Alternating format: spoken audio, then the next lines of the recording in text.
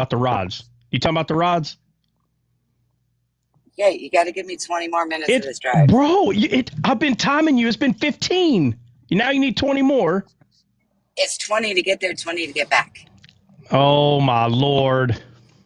Fine. All right, who's picking up where she left off? Hey, listen, I'm going to time you another 20 minutes. I'm looking right at my watch right now, ma'am. Where'd she leave off? Perfect. I'm game. All right, so tell somebody where you left off. Christian should remember. Or Jennifer. No, I had a meeting in the middle of yesterday's live, actually. I was hoping you uploaded it last night, but I don't think you got a chance yet. Why do I got to upload it? That's all up here. Wow, Christian. Why do you come? Because Why do you come up if you're not unavailable? You're not available. I left when I became unavailable, Bill. That's the answer. Oh. Well, all right then. All right, CJ, where are we at? Which rod you want? I'm trying to see if anybody remembers what rod. I know exactly where we left off. I'm just trying to see if anybody. I heard. No. Hold on, Christian. You said you don't know. You're at a meeting. I was, but I'm just telling you the last thing I heard before I left for it, which was we were just going over Moses putting the tree in the water, and then I had to go. Does anybody know where we left off? Anybody?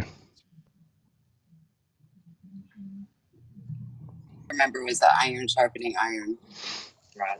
Yeah, that's pretty much where we left off. Yeah. It was kind of,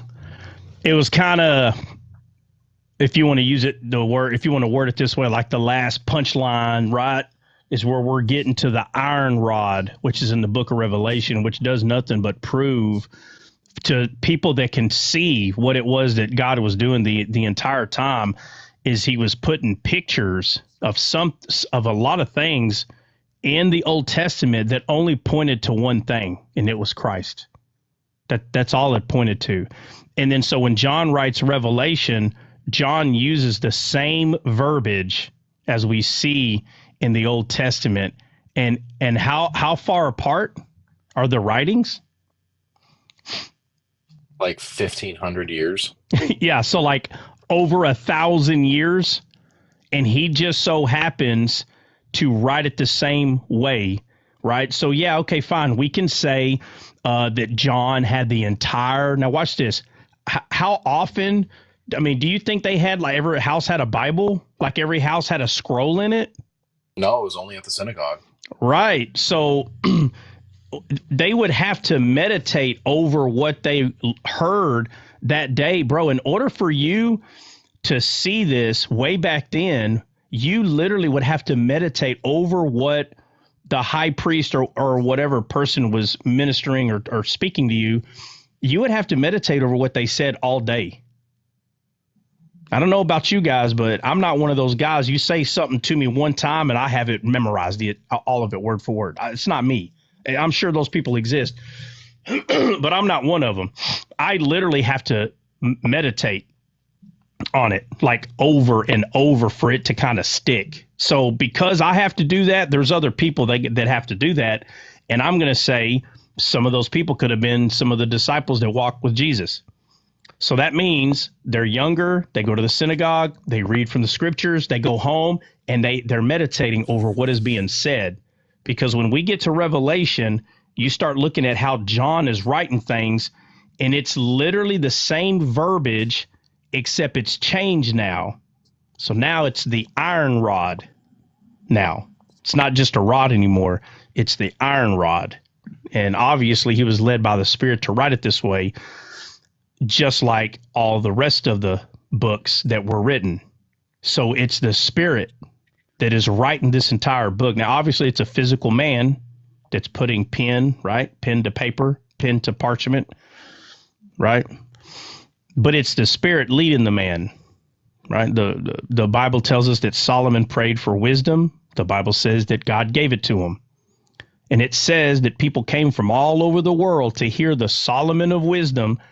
And then it tells you what he talked about, that he talks about trees. And he talked about the fowls of the air, the beasts of the field. The stuff that he talked about brought people from all over the world. So all he was talking about were so he was talking about things of this world that was so awesome that people from this world came to hear him. Or he was talking about trees, just like Moses did. He was talking about beasts of the field, fowls of the air, like Moses did, like everybody else in the Bible did. So this was not a, this was not a National Geographic event. Solomon wasn't sitting there like, what's that show called with Morgan Freeman's voice?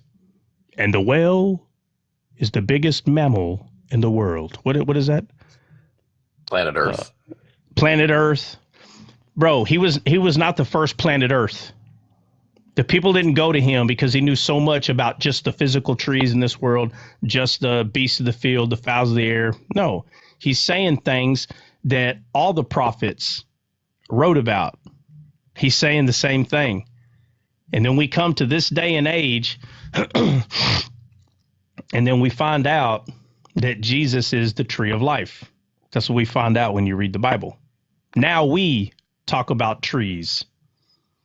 We're talking about trees the way they're in the Bible, because it's wisdom, again, pointing out what it's been writing down all these years, that Jesus is the tree of life. And our root had to be replaced. Our root did. Why? Because we're all trees, right? Jesus said, I'm the vine and ye are the branches. That's what he said. So he's clearly not talking about physical branches hanging off the side of your head, clearly. Bill, why'd you leave and come back with this? The phone died.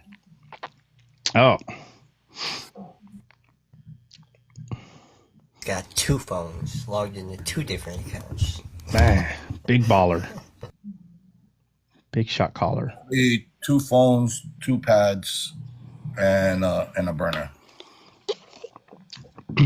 And a pear tree. He's arguing with 4 other people in 5 different other lives. Probably. You ain't lying. He's on this. He's on this lot.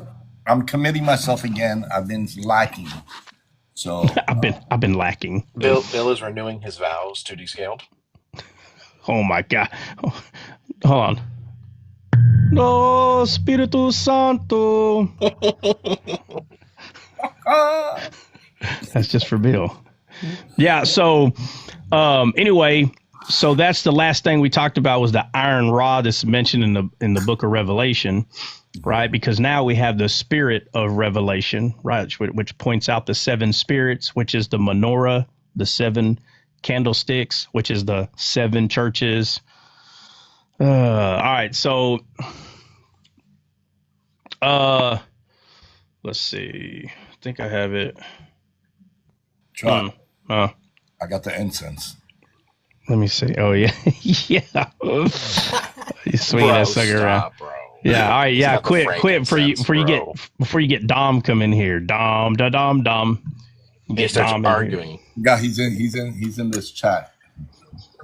That's what He's in what? He's in here? Excuse me. Morning. Oh, he was in here earlier this morning? Chat early. Yeah. If you see a Catholic named Dom and you tell him which one he argues things that we don't, but anyway. Yeah, I told him that yesterday. Okay, so let's see. I don't think Khurshid is in here, but we're gonna go through a little bit more of that because that's where we left off yesterday. So let's pick up at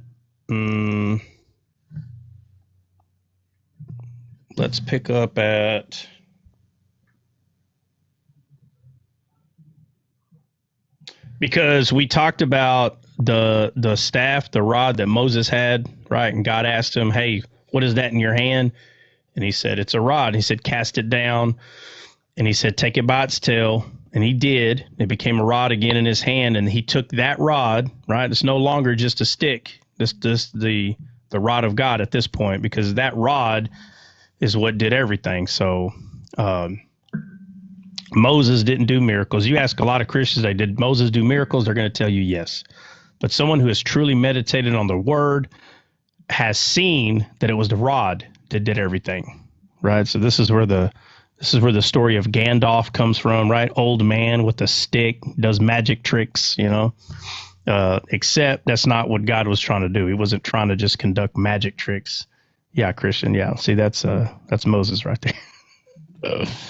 Let me see. Yeah, there you go. You shall not pass. And so Moses takes it, gets Aaron involved. The 10 plagues, all 10 of them, are conducted with the rod. Pharaoh chases the Hebrews to the Red Sea. Moses gets scared, cries out to God, and God says, "Why criest thou unto me?" Which is a very profound statement for God to even say that.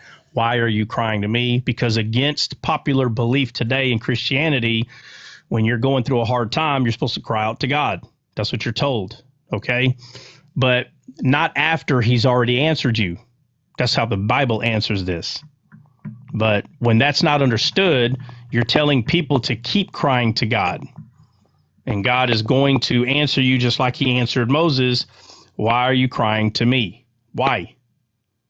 And then people get confused. Well, they're confused because they don't see that God has already given everything Moses needed. It was the rod. That rod is the authority of God. So it makes no sense that if you tell God, if you call out for his help, and we know that that help is Christ. We know that. So you call out for redemption, you call out for mercy, and God gives it to you through Christ, through the Messiah, which is the rod of God, by the way. That's what the rod is. That's what it symbolizes in the whole Bible. It's Christ. It was hidden from the beginning. So now that you have the rod and you go cry to God, that's why he's going to say the same thing to you. Why are you crying to me? Why? And he told Moses, why are you crying to me? Take the rod and put it over the water. So he has to remind them, bro, the rod is the answer. The rod is the way. The rod is the truth. The rod is your life. The way, the truth, the life. The rod is, Moses. Go put it in the water. So Moses hovers it over the water again, and then hocus pocus miliokus, right? Magic trick. Everybody thinks, oh, we don't get it. Maybe if we just obey God more. No, it's the authority is in the rod.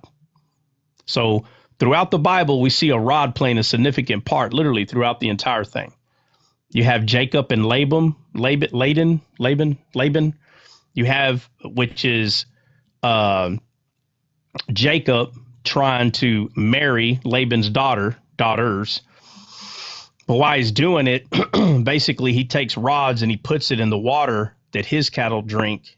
And when Laban's cattle is going to drink, he takes the rods out. You just see, again, very significance there with the rod. And his cattle become stronger, become better because of the rod. Again, Moses holds up a rod. So when Joshua and them are fighting, they're able to win. They're only able to win because Joshua is holding up the rod. And when he starts dropping the rod, people come, Joshua and others come to pick his hands up. But they're not picking his hands up. They're picking the rod up. The rod is being lifted up. Again, does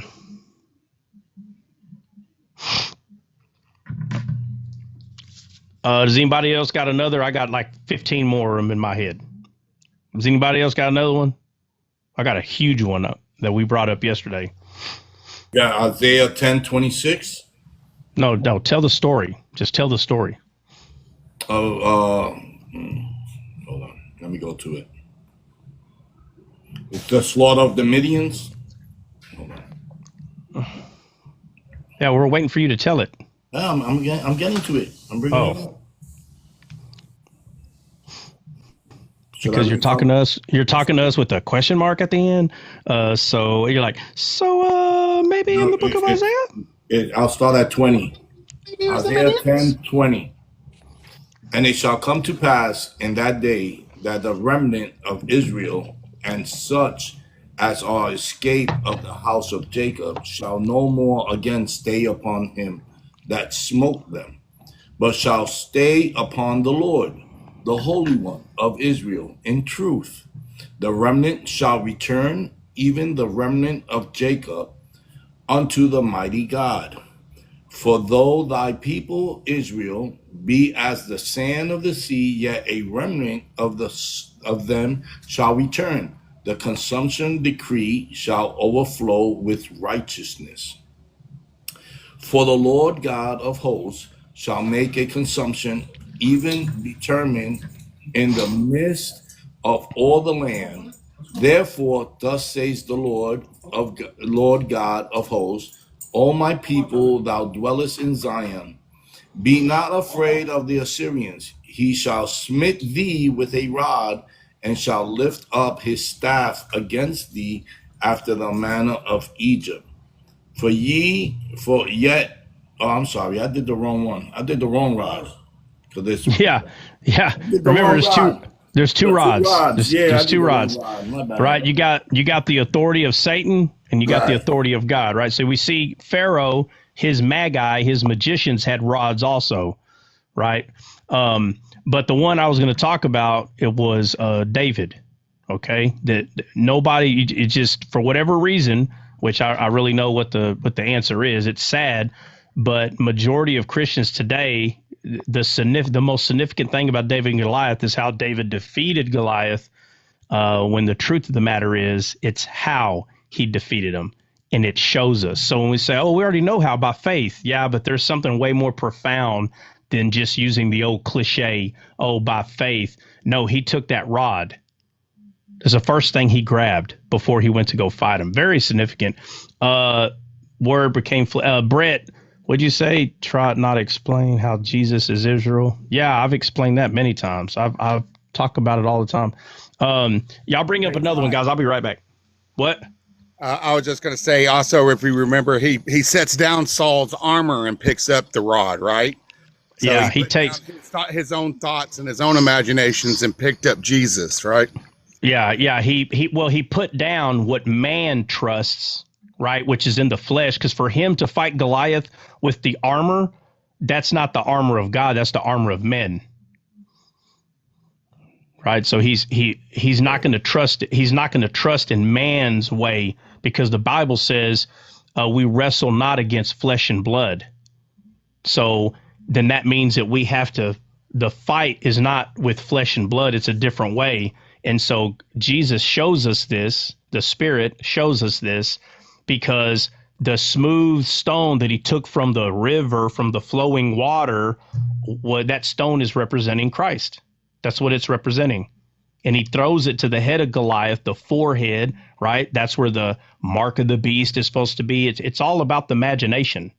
So the imagination of Goliath, but in the sense of man, your flesh, is being defeated by the stone, right? So Paul says, be not conformed to this world, but you transform by the renewing of your mind. And how does your mind become renewed?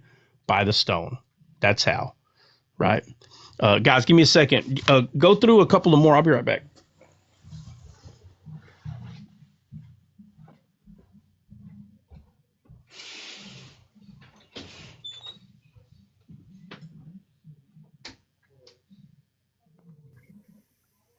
Could talk about how it was the rod that went into the bitter waters that made it sweet.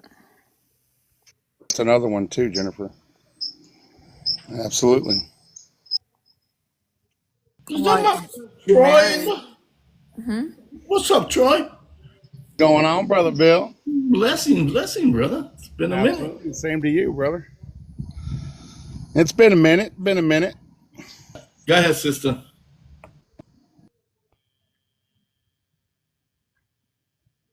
No, I was just gonna say how Mary, right, was her name is Rebellion. And it was the Spirit of God, the rod that went into the womb, right? Because it was by blood and water. Here. John, 1 John 5. It says, "For there are three that bear record in heaven, the Father, the Word, and the Holy Ghost. And these three are one. And there are three that bear witness in earth, the Spirit, and the water, and the blood. And these three agree in one." It says, "If we receive the witness of men, the witness of God is greater. For this is the witness of God which he hath testified of his Son." Right? So it was the word of God, which is the rod, the authority, that went into Mary, who was named Rebellion, and it became Sweet Waters, the Spirit, right? That sanctified. Also say that Mara, being that she was bitter, that was where Mary came from as well, Jennifer. Yeah. And then if you take that to Exodus, when Moses brought the children out of Egypt, they were murmuring, which is the murmuring waters, the sea, right? And it's here. That's Exodus 16, I believe. It says, "And the whole congregation of the children of Israel murmured against Moses and Aaron in the wilderness. And the children of Israel said unto them, Would to God we had died by the hand of the Lord in the land of Egypt, when we sat by the flesh pots, and when we did eat bread." Wait, that's talking about the bread. Let me get down to the waters.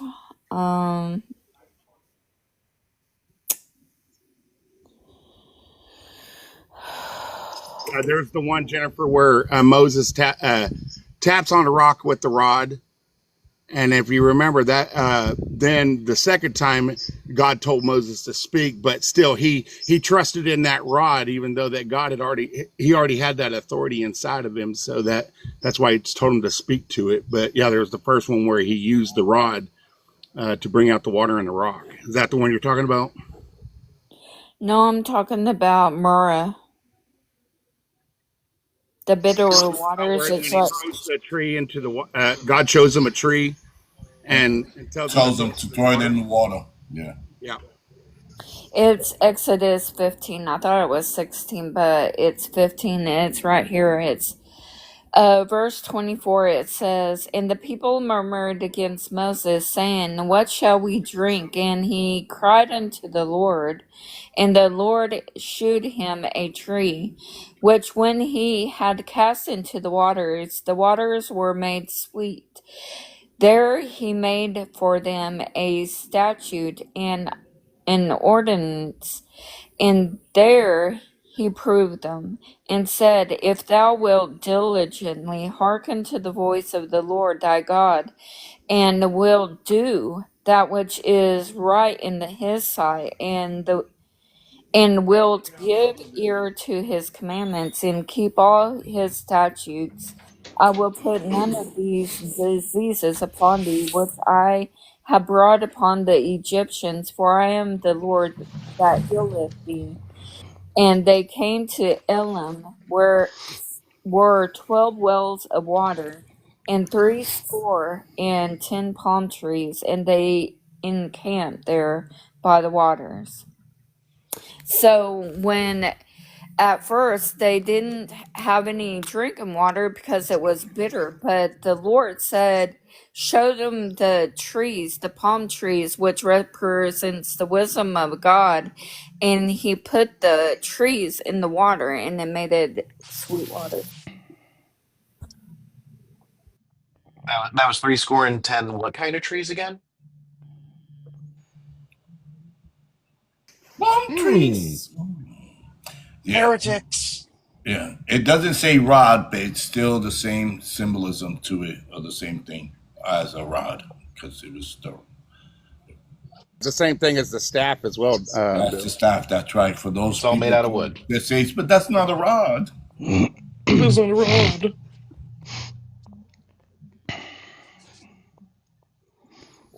What's hey Brett, what's Brett talking about? He said, I know bro could used his support before with Renegade.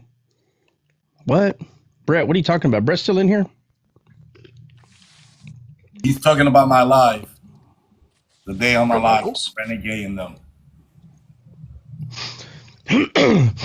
Okay, but what's he talking about? That I don't know. Oh, but that's what I'm asking. What is he talking about? Support for? I don't know what he means. When he was going with Renegade back and forth. Okay. Talking about Jesus being Israel. Brett, can you come up? They could have used that.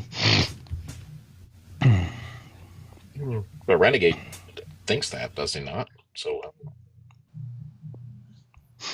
No, I think he was talking about the I'm in bed. Oh, yeah. I forgot we got complete. Go ahead, Bill. I'm sorry.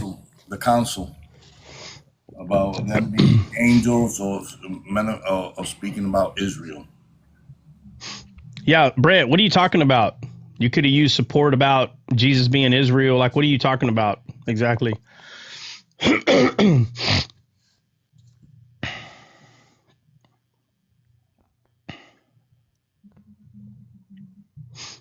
About how when you explain Jesus being Israel, how you break it down. That's why I'm understanding what he's saying. Have you ever broken it down, explaining how is Jesus? Oh, no, I see what he's saying now. Yeah, Brett, Renegade doesn't understand that stuff, bro. And Jesus, bro, like he doesn't understand that stuff.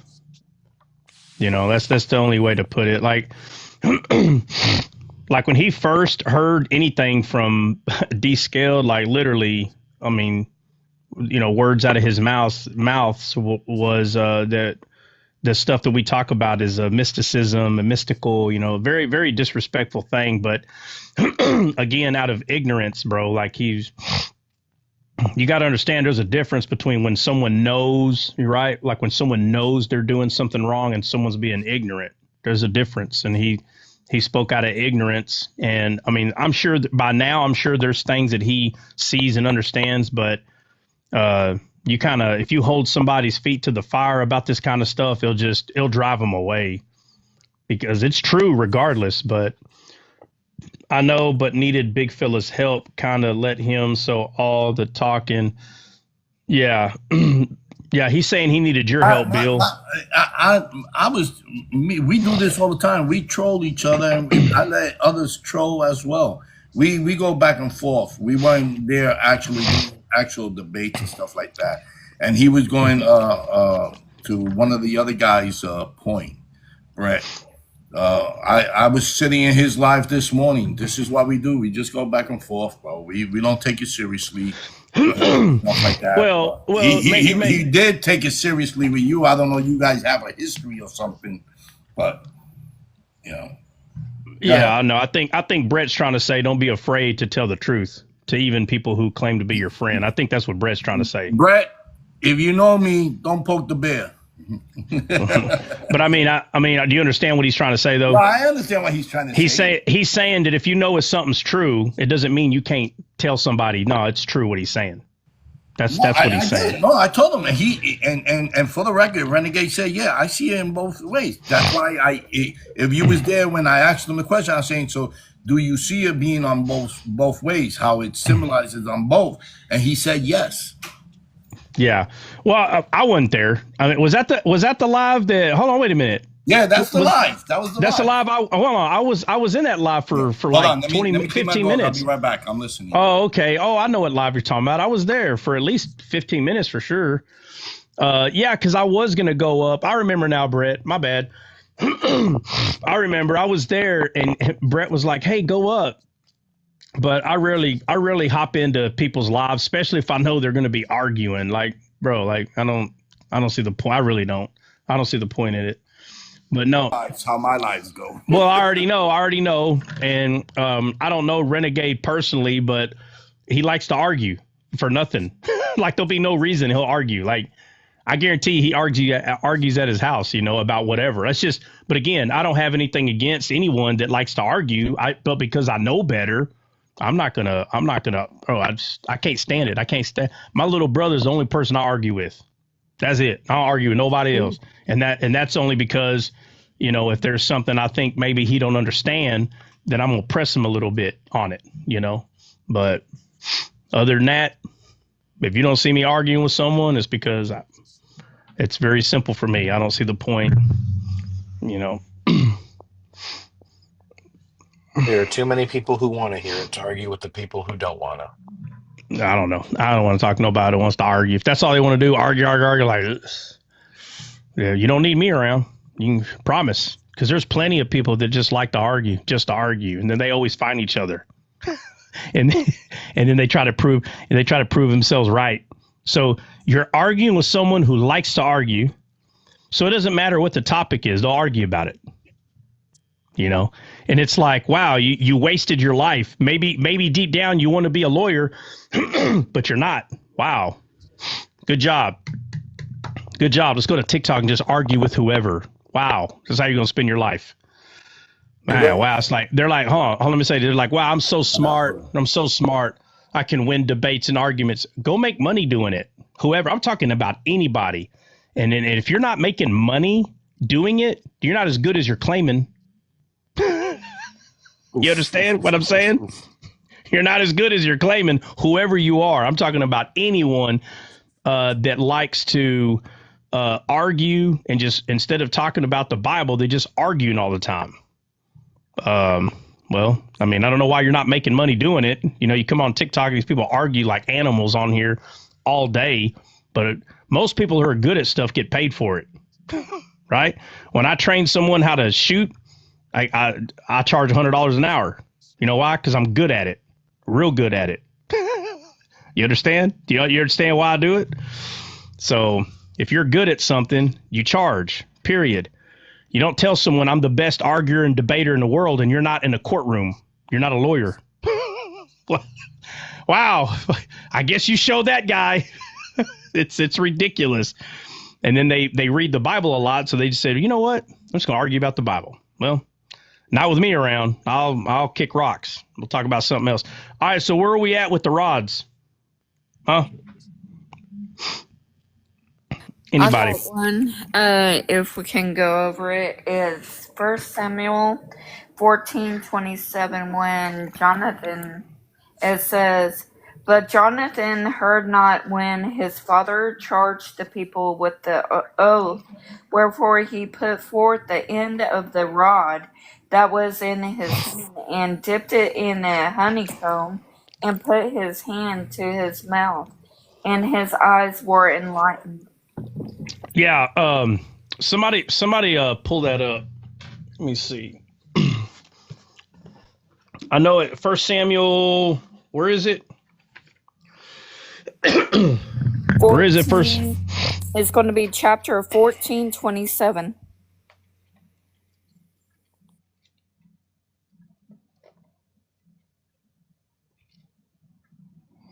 All right, 1 Samuel 14.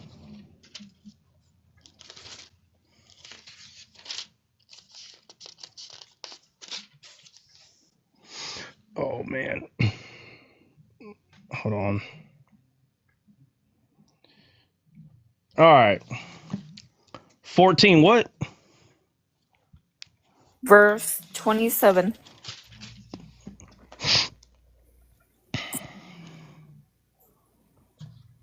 All right. I'm going to start above. I'm going to start before 27. It might be 20. Hold on, let me see. Saw people.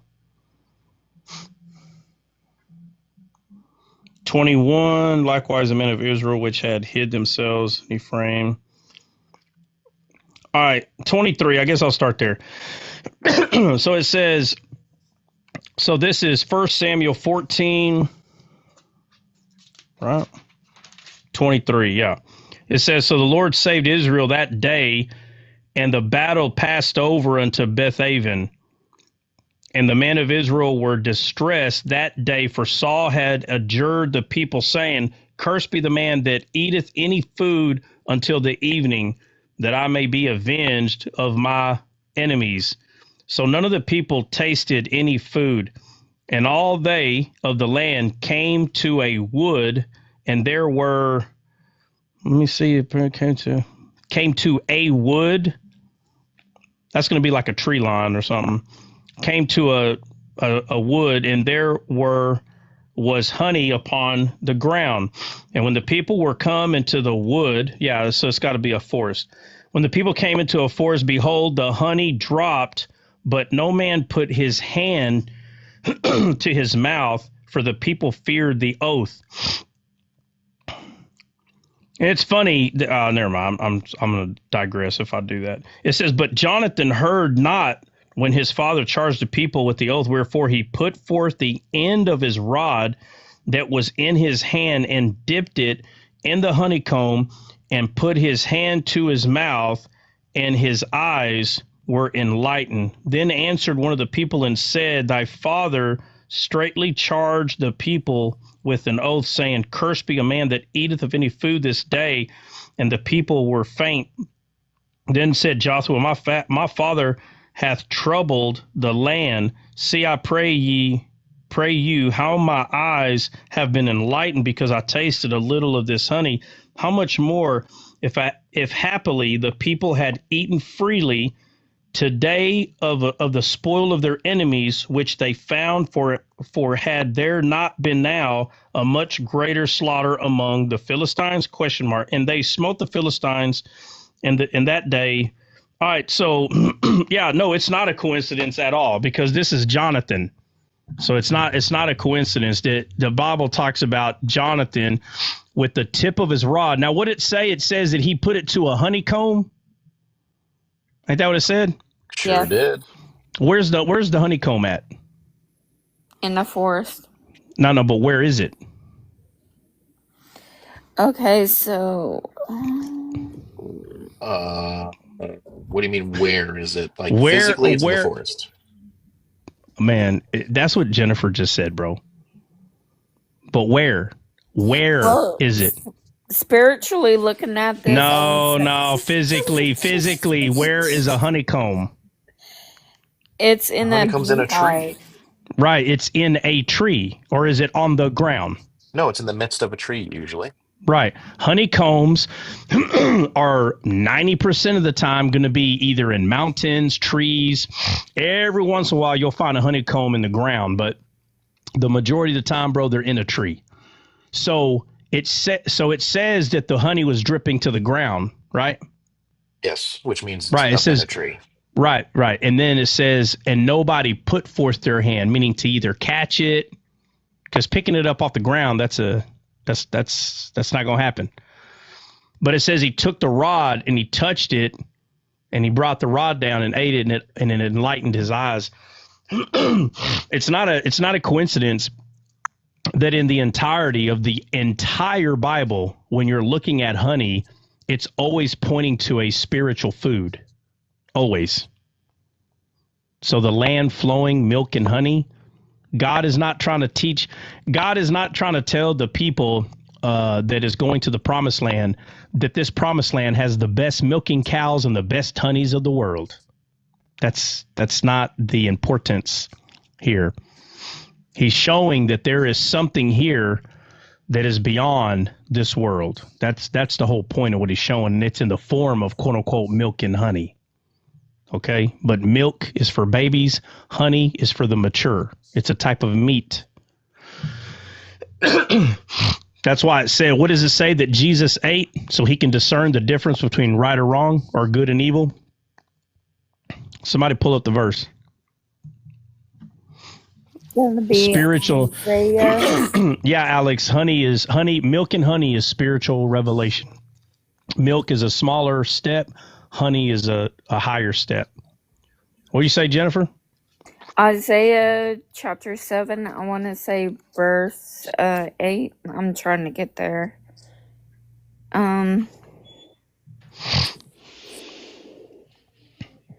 Is that mine? Yeah, just sit it right there, please, if you don't He mind. would eat curds and honey as a sign of his discernment. Isaiah 7:15. He will eat curds and honey when he knows enough to reject the wrong and choose the right. Yeah. So it's talking about Jesus. Let me ask you, curds and honey, right? Is the focus there? Do we eat curds and honey today so we can learn the difference between right and wrong? No. No. Now, what we can say is if you give honey to a kid, okay, like an immature kid, and they don't control themselves and they keep eating it and they're going to vomit, don't you think you can learn something from that and say, okay, there is a such thing as right or wrong. Honey's good, but if I eat too much, it's going to make me sick. We can clearly say that, right? Yes. In this world, Okay. yes. Right. Okay. So it is true. So I don't want no one, everyone thinks that the, black letters on a white page, have no meaning. There's no, that's not the point. No, they do have meaning, but it's a duality. They have two meanings. So you can learn to know, okay, there is a right or wrong in this world. And I learned that because I ate a lot of honey one time and it made me vomit. So obviously I'm not going to do that again. I put my finger to a fire and it burnt. So there are some consequences to choices. Like we all know this is baby steps, but in the Bible, they gives God gives us more hints so we can see things just a little bit more clearly, right? So in the book of Revelation, Breezy, what's up, man? No, Morning. don't What's say going on? don't say in the book of Revelation and be like, oh hey, let's go watch that. Yeah, but in the book of Revelation, the angel tells John to eat the scroll or to eat the book, and John says, "Well, give it to me to eat." And when he gave it to him to eat, he said that it was sweet as honey in his mouth. Okay. Now, why would the scroll be sweet as honey? Why? The word. Because it's the word, right? It goes back to Samson. Samson tells a parable, a riddle, and he says, "What is stronger than the lion and sweeter than honey?" It's a question mark, and nobody answers the riddle. But the riddle is to be answered, and the answer is what? Word. The word. The word. The word is stronger than a lion, and the word is sweeter than honey.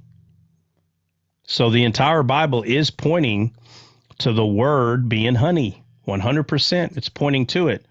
But not just honey, sweeter than honey. So if you think honey is good, this is even better. So it starts making sense why the promised land is called the land flowing of milk and honey, because we receive spiritual revelation from the promised land. But the promised land that Israel, where Israel is, that's the physical promised land. Okay, this is not the promised land. Jesus is the promised land. He's it.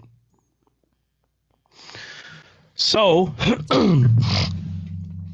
when Jonathan takes the rod and he puts the rod up in the tree, so that means the honey came from a tree, right? Yes, physically. Right. So when John told the angel, "Give me the honey," angels are considered trees also. So the scroll, the word, came from the tree. So Jonathan sticking his rod up there is no different than someone having the authority of God, and now they have access to that honey, which is spiritual revelation, which comes through the tree of life, right? Yes. All right. So when Jonathan did that and he took the honey and put it in his mouth and his eyes were enlightened, that's enlightened to the word. His eyes were enlightened because he ate the word. That's what it was representing symbolically. Right. say that the rod is also an extension of God's arm? Jesus is God's arm. Yeah. Yep. Okay. So, but you don't want to muddy the waters and give the rod all the names. The rod is the authority of God. That's what it is. So when you start giving it all the titles, you're going to start causing confusion. So it's not wrong to say that the rod is the arm of God, that the rod is the stretched out arm, right? God says, do you think that my arm is wax short? Right? When he talks that way. But there's no need to muddy the waters. The rod represents the authority of God, and Jesus is the authority. So if Jesus is the authority, then you can't. It's not wrong to say it's God's arm. But what I'm saying is, you already got to do like 15 ballet dances to get there, when you can just simply say it's the authority of God. That's what it is. Now, again, there's nothing wrong saying it, because it's not wrong. The rod is the arm of God. It's his arm. It's his branch. And so the Bible tells us in Isaiah 53, what does it say? That it bruised him to crush his own arm. What does it say? Somebody go there and read it. Okay, so Isaiah 53, I believe that's verse 10. I don't remember. It's up there somewhere. Okay, so it's 5. But he was wounded for our transgressions. He was bruised for our iniquities. The chastisement of our peace was upon him, and his stripes were... Wait, that's not what you're talking about. I'm sorry. Yeah.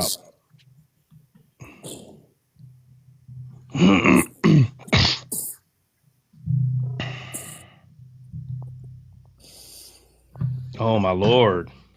No help today. All right, I'll do Hold on, everything. I'm getting there. I'm sorry. Tell me what you need.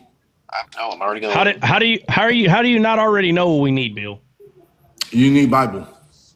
The No, rod, I'm saying how do you not already know, bro?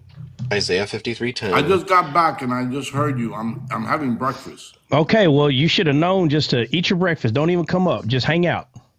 Yet it pleased the Lord. Let someone else do it. Yet it pleased the Lord to bruise him. He has put him to grief when you make his soul an offering for sin. Talking about his arm, bro. Oh my God, I'll find it. Lord have mercy. This is literally Isaiah 53:10. I didn't tell you to read 53:10, bro. You said Isaiah 53.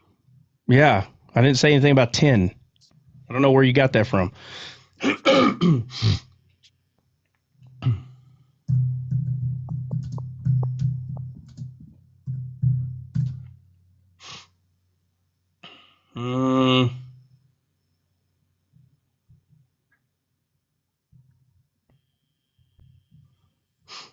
Did you miss a part?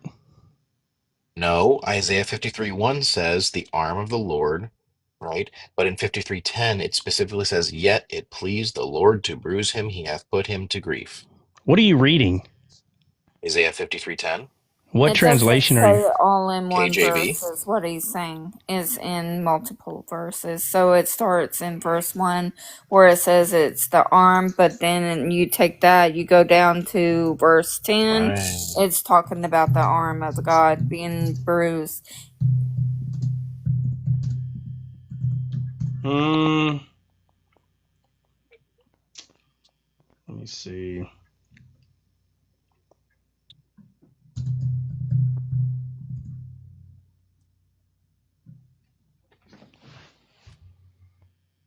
No, that's no. What is that? 53?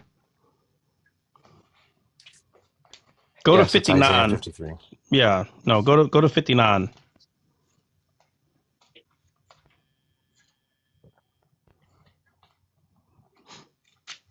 Isaiah 59. 59 and start reading at 10.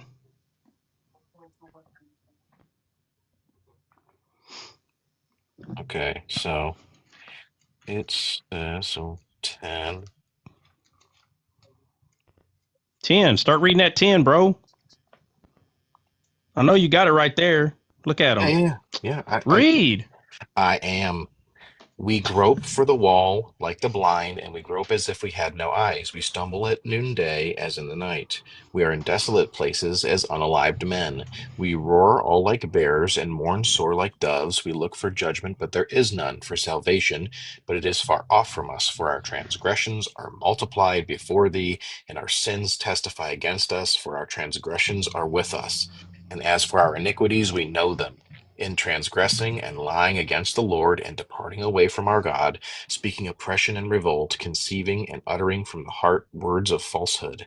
And judgment is turned away backward, and justice standeth afar off. For truth is fallen in the street, and equity cannot enter. Yea, truth faileth, and he that departeth from evil maketh himself a prey, and the Lord saw it, and it displeased him that there was no judgment. And he saw that there was no man, and wondered that there was no intercessor. Therefore his arm brought salvation unto him, and his righteousness it sustained him. For he Okay. put Go ahead. Go ahead. for he yeah, I got a lot of this chapter highlighted.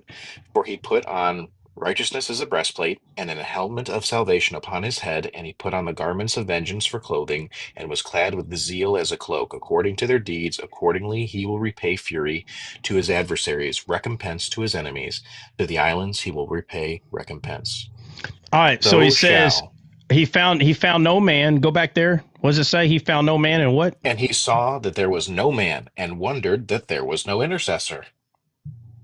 Yeah, keep going. Therefore his arm brought salvation unto him, and Right. his Okay. So righteousness it sustained him. all right. So there it says it very clear that his arm did it. Right. And so Isaiah Yeah. 53:10 still talking about that arm. Mhm. And what word does it use? Bruise or crushed? What does it use right Bruised. there? It pleased him Bruised. to bruise. Yeah. It And uses when you both. It uses both, bruised and crushed, yeah, I read it. think. Read the whole thing.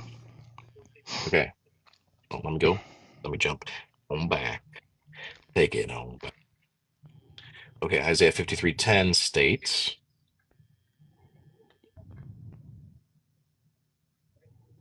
Yet it pleased the Lord to bruise him, he hath put him to grief.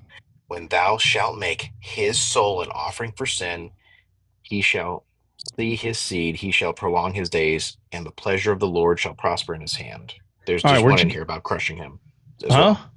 There's Yeah, one I of know. I know, but I think that word bruise. Go look up that word bruise in Hebrew. the word bruised in Hebrew Yeah. is H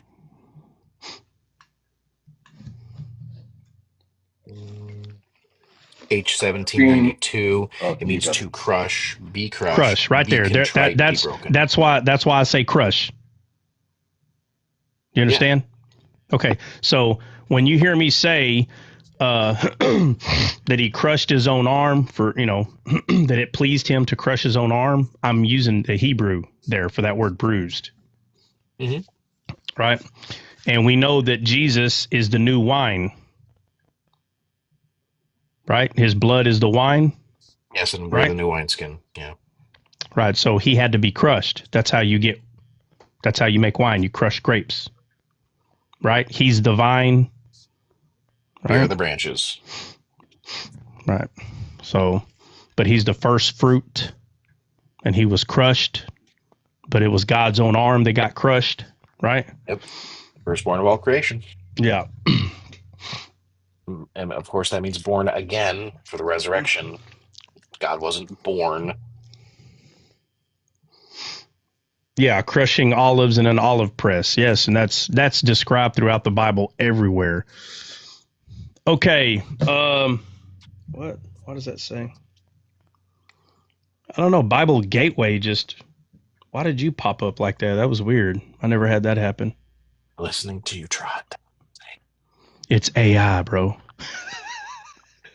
It's AI. They heard us talking about it, but it just popped up, bro. Like it was like a pop up, and I'm not The touching the Terminator screen. kicks in your door, trot. Just Are Apple. you John Connor? No, I swear. I Apple. swear. Apple. What, Bill? No, you haven't seen the video I sent. You'll Bill's see on it. Skynet right now.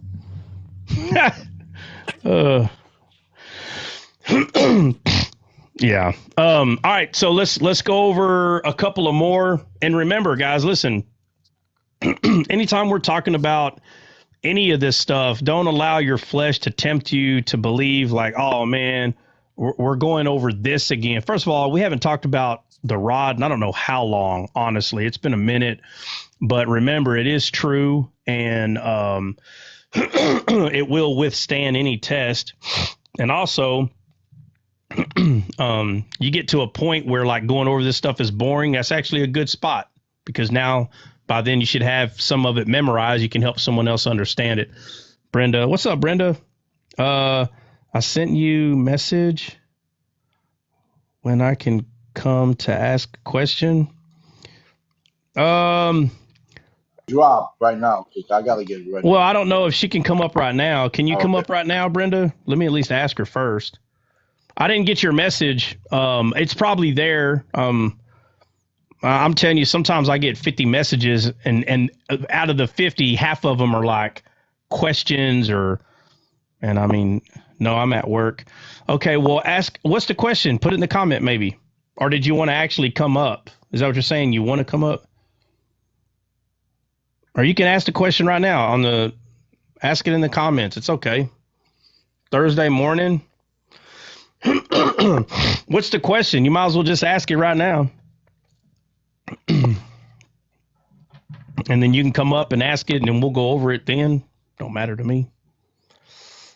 Chapter 2 talks about 12 months. Chapter 2. Chapter 2 of what? What book? What book are you talking about, Heather? I want to know if oils represent something more. Yeah, Brenda, what book? Esther? Oh,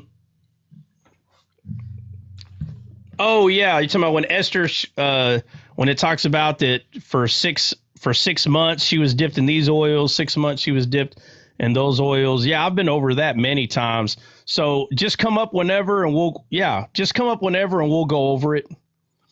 And be ready because there's a lot of people here that was here when I went over it. So there may be people sending you DMs and trying to make sure that they know. They want you to know that they know what this means.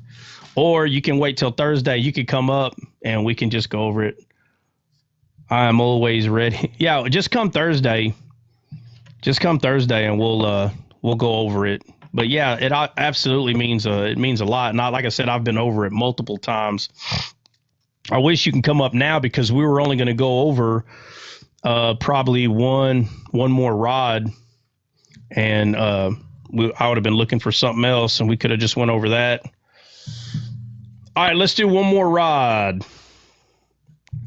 Let's go over one more. Who's got one? Just give me which rod it is. I don't need a whole chapter read. Nobody got one?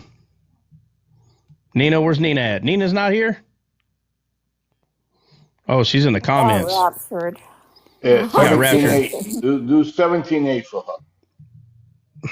No, tell me what rod is it? Bill. 1, 2 right now. Yeah, I know she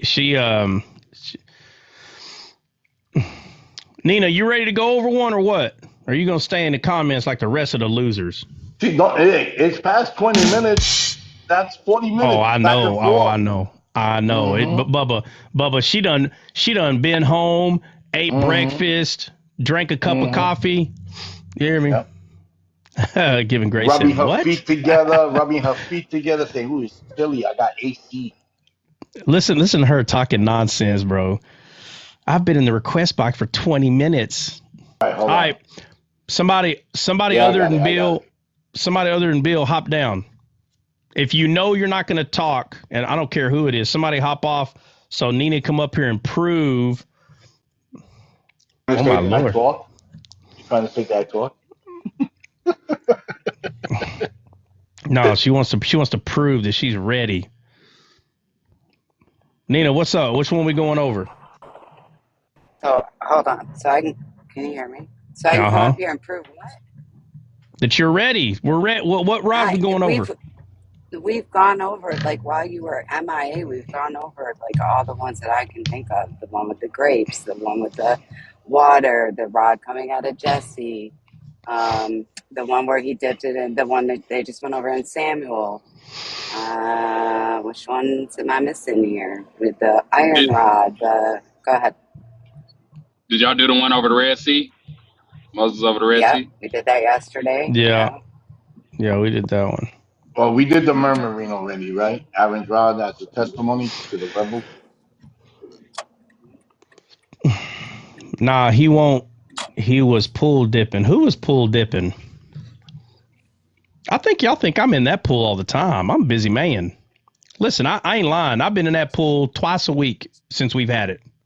Maybe 3 times, because there was a day I double dipped. You're not supposed to double dip. Don't forget that, but I double dipped. Trot uses the pool more than Trot does.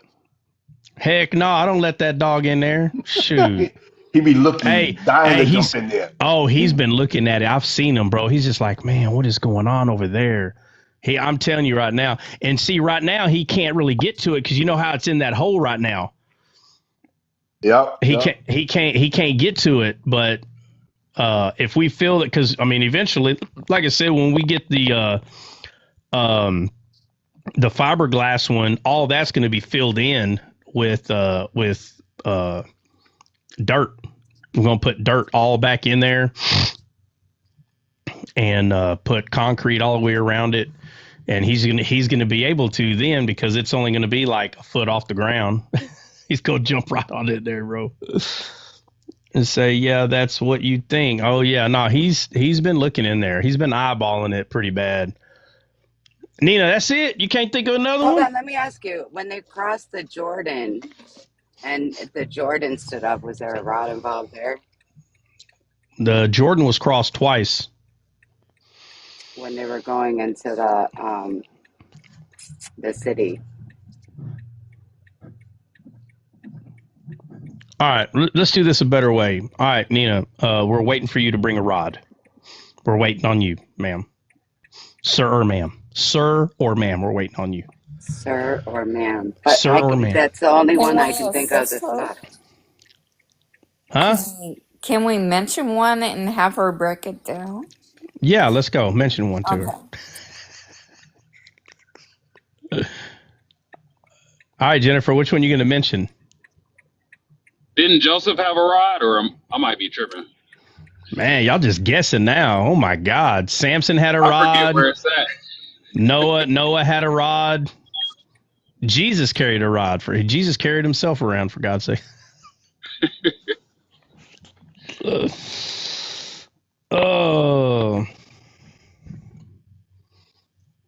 Oh my Lord. Y'all put me to sleep. So Samson, after he defeated the lion, right? He stuck a rod in it and took the honey out. Is that the one you're talking about?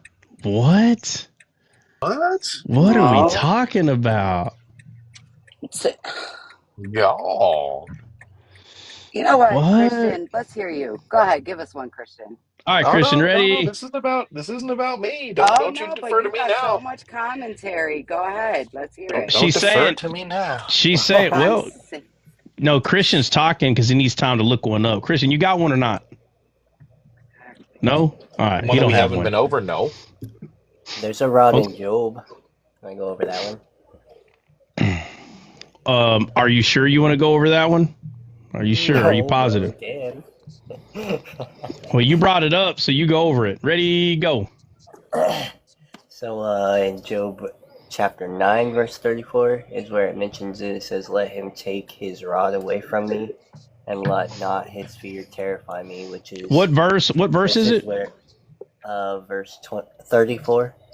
So chapter what? 9. Chapter 9, verse 34. Yeah, he's so complaining. start reading around 30.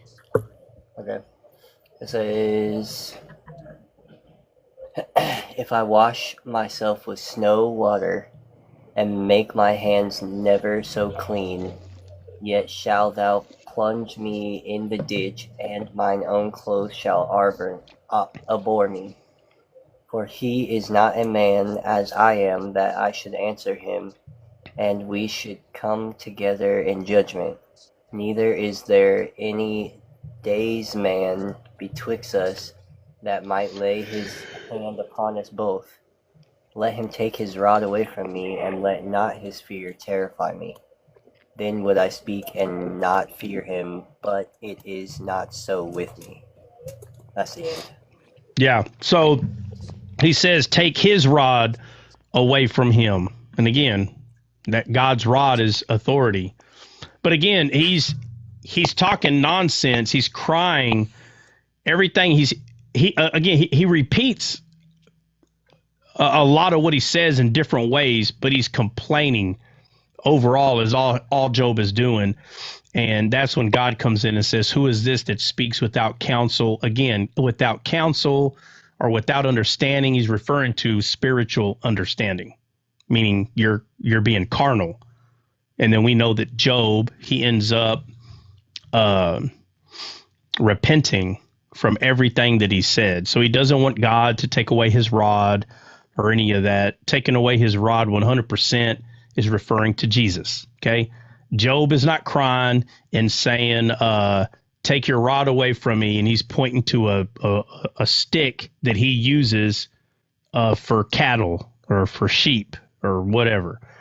Now, again, the physical meaning of, let him take his rod away from me. It's pointing to comfort, just like when David said, for your rod and your staff, comfort me. But there's only one comforter in the Bible. I try to tell people this all the time. Obviously, we can look at this and say, oh, well, he's just saying, that take the rod away is meaning these physical things. But in the Bible, it's talking about Jesus, the comforter, the Holy Spirit. That's what it's talking about. So, all right, Nina, I gave you plenty of time to find one. I got another one. Okay, so All when right. Elijah went to heal the child, he took up his staff. Where? In the upper Prove it. room. Prove it. Okay. I think it's in 2 Kings 4:29. Let's see. Prove it. I'm getting there. No, hold on. 2 Kings.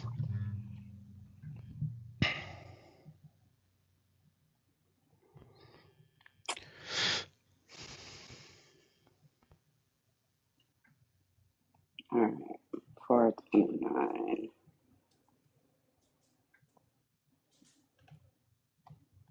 All right. 2 Kings 4:29. So I'll go back to 28. Then she said, did I desire a son of my Lord? Did I not say, do not deceive me? Then he said, Gehazi, gird up thy loins, and take my staff in thine hand, and go thy way. Thou meet any man, salute him not, and if any salute thee, answer him not again, and lay my staff upon the face of the child. And the mother of the child said, as the Lord liveth, and as thy soul liveth, I will not leave thee. And he arose and followed her. And Gehazi passed on before them, and laid the staff upon the face of the child. But there was neither voice or hearing. Therefore he went again and to meet him, and told him, saying, the child is not awakened. And when Elijah has come into the house, behold, the child was unalived and laid upon his bed. Do you hear me stop there? No, keep going. Okay. And he went in therefore and shut up the door upon them twain, and prayed unto the Lord. And he went up and laid upon the child, put his mouth upon his mouth, and his eyes upon his eyes, and his hands upon his hands. And he stretched himself upon the child, and the flesh of the child waxed warm. Then he returned and walked out of the house to and fro, and went up and stretched himself upon him. And the child sneezed 7 times, and the child opened his eyes. And he called Gazi and said, call this Shunammite. So called her. And when she came in unto him, he said, take up thy son. Then she went in and fell at his feet, and bowed herself to the ground, and took up her son and went out. Right. So how come the rod didn't work? Mm,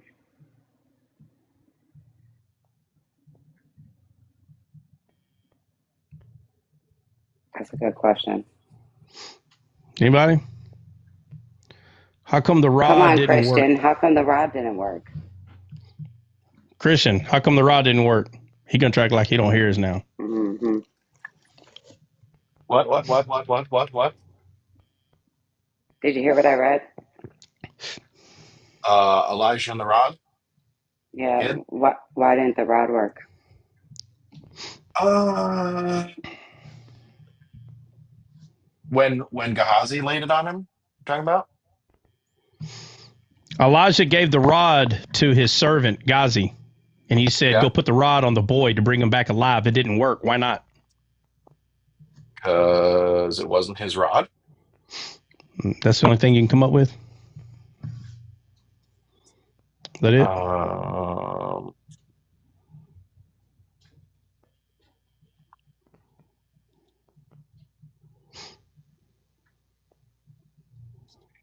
Say the when servant didn't believe. I was already going to say that, but I don't think that's it either, because that would be the same thing as it's not his rod. Um,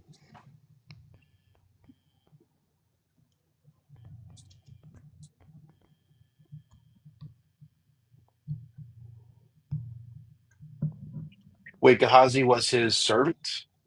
Yep.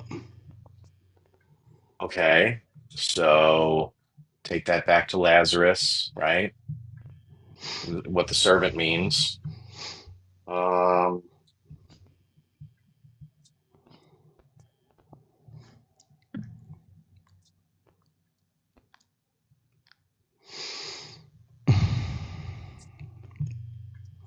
You only can do that if the servant's a good servant. Is Elijah's servant a well, good that's what servant? I'm thinking. I'm thinking that he's not a good servant Well, where would you get that idea? because the rod didn't work. No, that ain't how you come to that conclusion because the rod didn't work, bro. What would make you think so? That ain't it. I mean, that's a clue towards it. I mean, I'm not saying that's the only best answer, but certainly a clue towards it. Now, what I'm saying, there has to be many clues. Like there has to be reasons that you say it. That there's no reason to say it just because that didn't work. I don't know. I would have to get some more background on Gehazi, I think, a little bit, but um, um, All right, well, Google the guy's name and ask Google to tell you was he a good or bad servant, and see if it gives you Bible verses.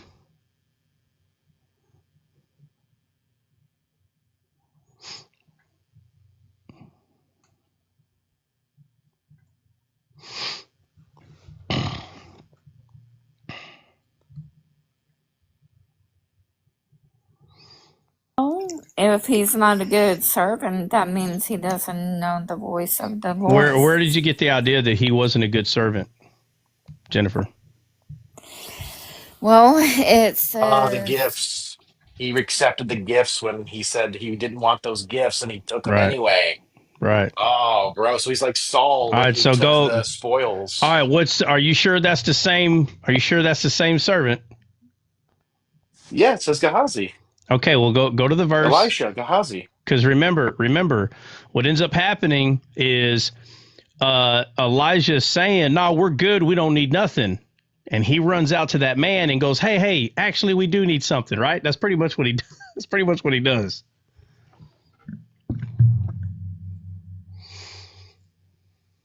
Yeah, he's like a little Judas. Kinda, yeah. All right, so Elisha gives him the rod, right? And Christian, you're right. I never said you were wrong. I don't know why you double guess yourself. That's not Giza. How you say his name? Gehazi. Gazi. It's not Gazi's rod. It's Elijah's rod. Well, you let me keep going, bro. No, I said It, no. I didn't say you were wrong. Mm-mm. These lives are recorded. I didn't say you were wrong. Can I you said, I then? said, I said, is that the only thing you can come up with? That's all I asked you. Yeah, which has a connotation of really that's it. I Nope, don't it's just a know. question. It's just a question. You're reading into what I'm saying, sir. No, absolutely not. I said, is that all you can come up with? It's a yes or no. You read into all that. I don't know why you read into all that. I'm just asking you, is that all you can come up with? Because it's true. It's not his. It's not his. So when all the people were murmuring, saying Moses and Aaron, God doesn't just speak to y'all, he speaks to us too. Only one rod budded almonds. Whose was it? Aaron's rod Aaron's. Aaron. alone. Okay, so if Aaron was to just give his rod to anybody, it would have worked? No. No. No, because Aaron was the high priest. So the high priest had the authority. Elisha is the prophet.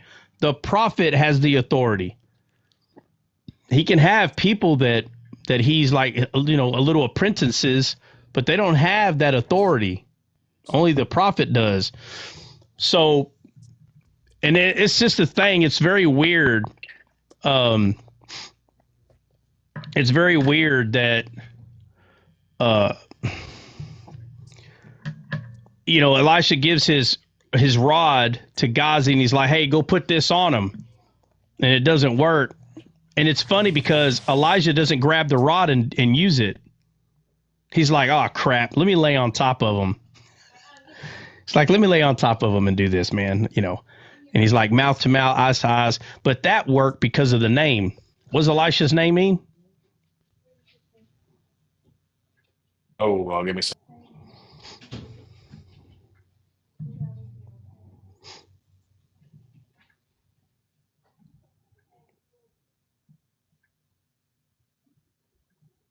Anybody? It means God is salvation. Yeah. God is salvation, which is true. It's because of his name and because he's a prophet that worked. Yeah, Sando, it's actually Yahweh is my God. Okay, but God is my salvation is not wrong either. I've looked it up many times. Oh no, remember there's Elijah and Elisha. No, this is Elisha, not Yeah, Shah. yeah. It's So Shah. Sando, we're talking about Elisha, the one that promised a lady that you will have a I was like, son, what? and the son passes away. Well, Elijah, bro. Anybody can make that mistake. It's the names are very similar. No, I did Um, it first too. well, people still I do. Look, put the wrong name in. one day you're going to call Moses Noah. One day, okay? It's things happen. Okay, but yeah, so he gives the rod to Ghazi. Ghazi goes down there, puts it on him. It doesn't work, and he puts himself on the child, and that is what works. But the rod didn't work for a couple of reasons. One of them is Ghazi's heart's not right. Number one. Okay. Number two, it's not his rod. Okay. Does that mean someone that has the rod can't give it to someone else for things to happen? No, it can, because Moses took the rod and gave it to Aaron to put it over the water. But it was Moses' rod first. But because Aaron was going to be the high priest, Aaron is the one that starts hovering it over things, right? What time is it? Dang. I do have to get off early today. Does anybody got anything? So Thursday, today's Tuesday. So Thursday, Brenda probably is coming up to go over some,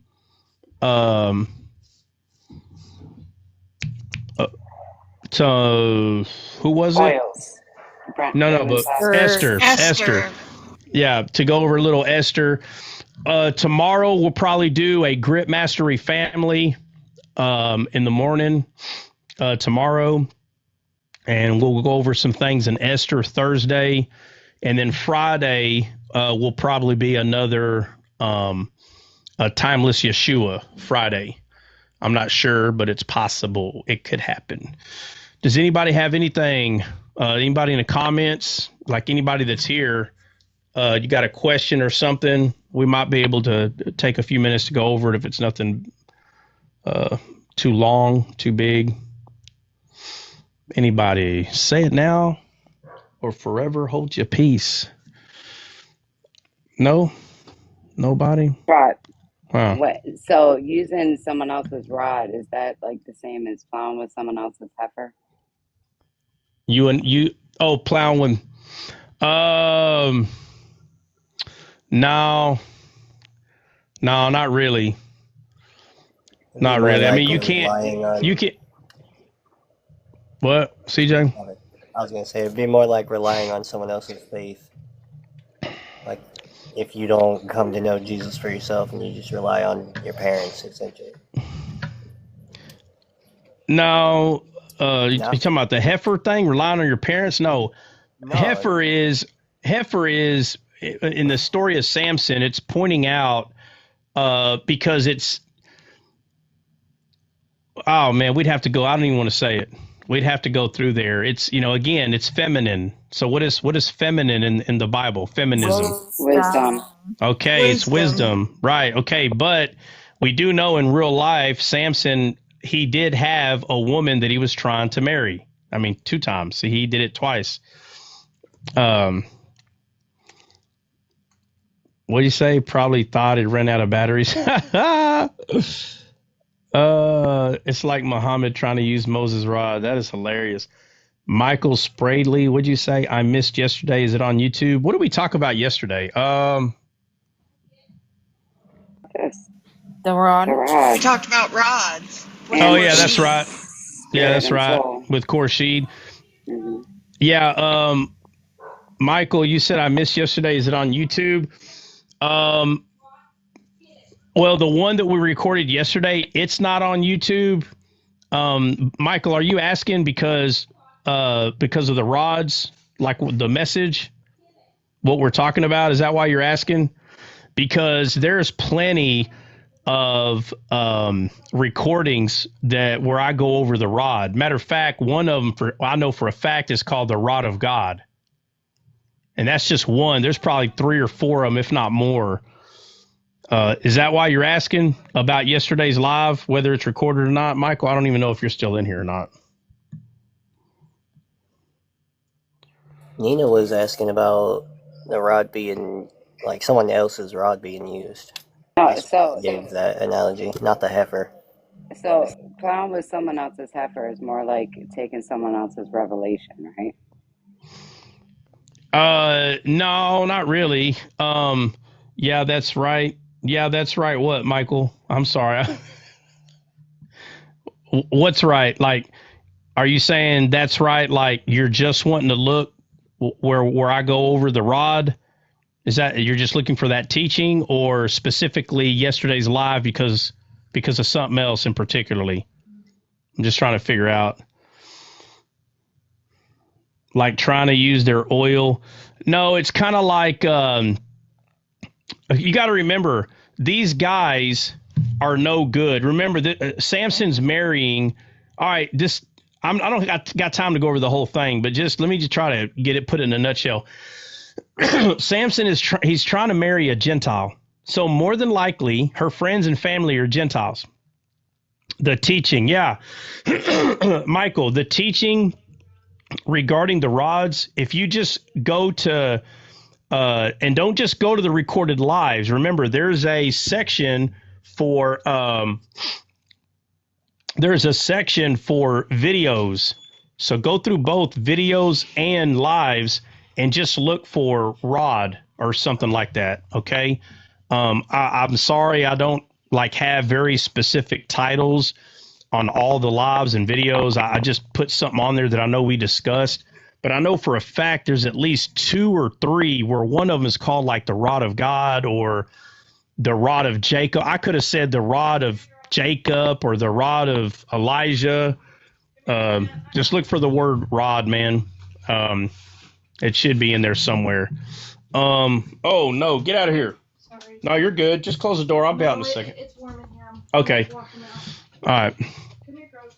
One in the chat asked who gets a rod and who gets a staff.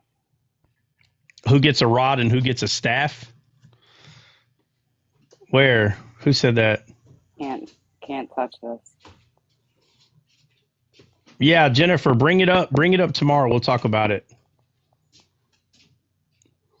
Who gets a rod and who gets a staff? I got a video over that too. We don't have time to go over rod and staff right now, but they're still both pointing to Christ. Okay, just to put it in a nutshell, the rod and staff are both pointing to Jesus. Both of them are. Right. And Get both. oh, you get both because one is authority and one is correction. Okay, but they're both under the authority of God, so it doesn't matter. You know, you can split hairs and be like, well, a staff is actually used for this and a rod is actually used, right? But they both are symbolically representing the authority of God, and that is Jesus, right? So any correction we get is from him, and any authority we get is from him. So you get both of them. I mean, but that's what they represent. Okay, authority and correction. But you know, there's no 2-for-1 deal. Yeah, there's no need to separate them. Like Jesus is both the rod and the staff of God. He's both. Anybody got anything else? Anybody? Say it now. Hey, Breezy, did you ever get to use your cups, bro? I still got them stacked up. I'm actually about to get some of that on Amazon, some of that Black Rifle. Oh man, man, yeah. I really don't drink coffee, but once I tasted that, it's real. It's actually pretty good, man. I hate to admit it because it's a little pricey, but it is. Once you taste it, you're like, okay, yeah, it is pretty good. Let's see. Not as good as Tiger. Not as good as Tiger. Well, Tiger's a drug. That's the problem. Tiger's a drug, dude. Yeah, bro. It's craziness. All right, guys, we're out. We will see y'all tomorrow, Wednesday. So we're probably doing a Grit Mastery family tomorrow. So if you got anything regarding family, guys, if you have not subscribed to the YouTube channel, make sure to do that. It's at Descaled Live. Make sure you subscribe and watch. Everything's recorded on there. Also, there was something else I was going to say. Well, tomorrow it's a Grit Mastery family, so we're talking family stuff. So we will be lasered. Our intention will be to talk about family. So if there's questions you have regarding family, and again, it's not just family, it's life. Okay, job, any of that. Bring your questions, and we will discuss that tomorrow. But other than that, guys, we're out, and we will see y'all. What? The law of God, my staff, my golden rod in the sense of command. Yeah. The law of God is the staff, right? Staff is for correction, and rod is Christ himself, right? Golden rod, right? That gold deity, right? All right, guys, we're out. We will see y'all more than likely we'll see y'all in the morning. Okay. Yes.